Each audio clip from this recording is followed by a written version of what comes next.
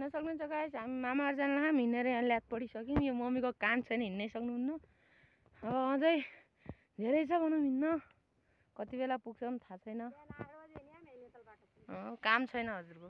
Guys कस्तो चिसो छ क्या, तर हाइट बढ्दाखेरि नै चिसो मौसम हुन्छ।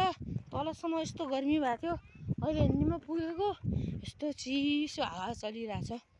हामीलाई जानु अझ कति धेरै छ। तलको गाउँदेखि आएको मामाघर टाढा हुनु पनि राम्रो होइन, सडक नराम्रो भएपछि कम हिँड्नुपर्छ। अब हिँडी ल्याद पढिसकेँ, कोही बेला घर पुग्ने हो मामाघर। हेर्नु न ठाउँ कति राम्रो छ, दृश्य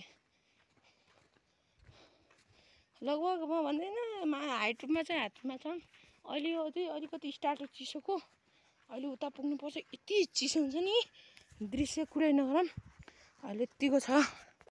हेर्न सक्नुहुन्छ अर्को दृश्य, कति हाइट गर्ने बित्तिकै ठाउँ पनि घटे जस्तै भएको चिसो छ। म टी सर्ट र कट्टु मात्र लगाएको छु, जुगा लाग्छ भनेर। या फेरि ठाउँमा जुगा लाग्छ राख्ने, त्यो भएर मामाघर पनि जान रमाइलो त रमाइलो, हिँड्ने बेला अप्ठ्यारो हुन्छ। देख्न सक्नुहुन्छ मेरो हालत, अब कति टाढा जानुपर्ने, हिँड्नु पनि छैन। हेर्नु यस्तो राम्रो सबै ठाउँ त, ठाउँको लागि हे कोही बेला पुग्ने हो। उताबाट मान्छे लिन आउनु भएको छ, अब डर मानेर मम्मीले।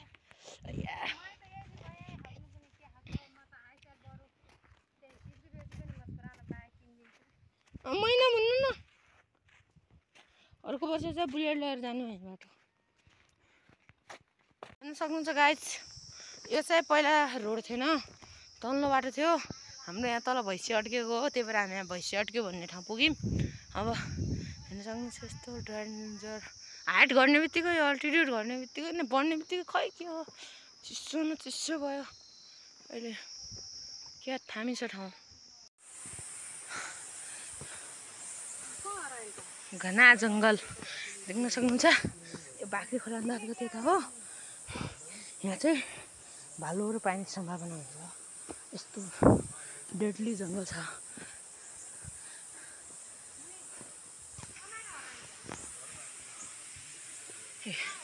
क्या देखिँदैन अँध्यारो अँध्यारो।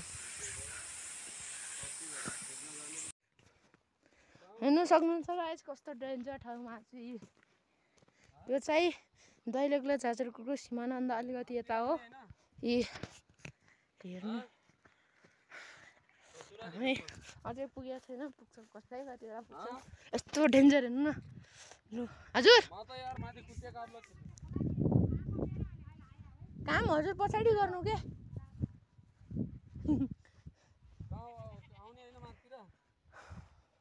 देख्न सक्नुहुन्छ यस्तो लेख छ।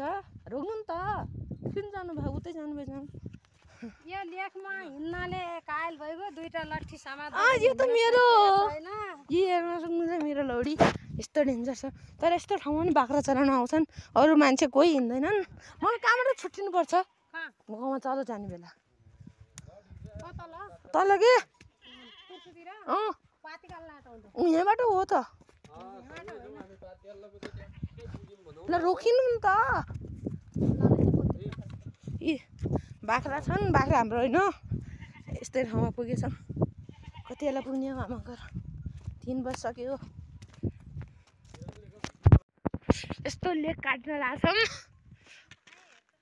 हेर्नु के अङ्कल उतै बस्नु भएको क्या हो।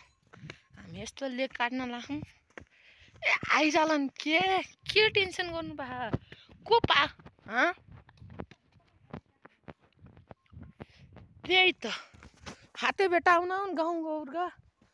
त्यही भएर यस्तो चिसो जङ्गल। मम्मी यहाँ कुन ठाउँ हो अरे? पाती हाल्नदेखि तलतिर आछौँ। कस्तो डरलाग्दो दृश्य। अङ्कल माथि छुट्टी जानुभयो, चोर आए पनि हामी ती केही छैन र धन्न बाँच्यौँ होइन आमै। अब यस्तै हो, मामा घर जानै पर्यो। आइया बाबा लोटियो आइया। अब सुर्खेततिर बस्ने साथीहरूलाई के थाहा कतिको हिँड्नुपर्छ है मम्मी। ल भन्दैन 2 जिल्ला जानको लागि 80-90 किलोमिटर हिँड्यौँ होला आज है। जुगा जुगो पनि त्यति मैले चाहिँ अब यसो मामागर जाँदा होला कपडा सपडा किन्नु लाग्दैन भन्नुभयो होला। अब यस्तो हिरोमा लोट्यो भने गएको कपडा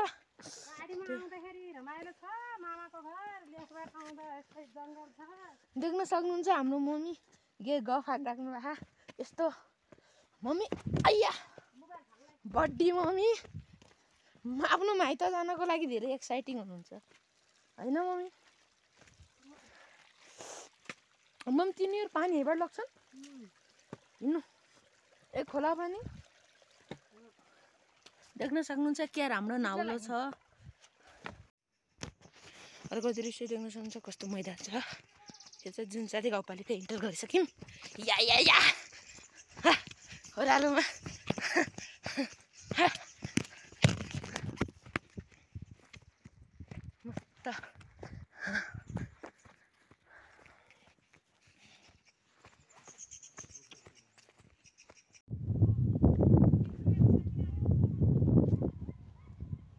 या या या अब अङ्कल उतापट्टि सर्टकट हुन्छ यता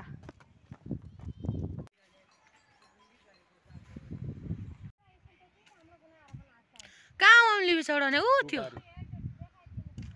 देखेँ एउटा हाम्रो दिपक भन्ने पढाउँदो रहेछ है यहाँ याद छ चिन्नुहुन्छ नत्र एउटा दिपक भन्नेको छोरा मसित तल सुर्खेत बोर्डिङ स्कुल पढ्छ कि। अब यस्तो भिडियो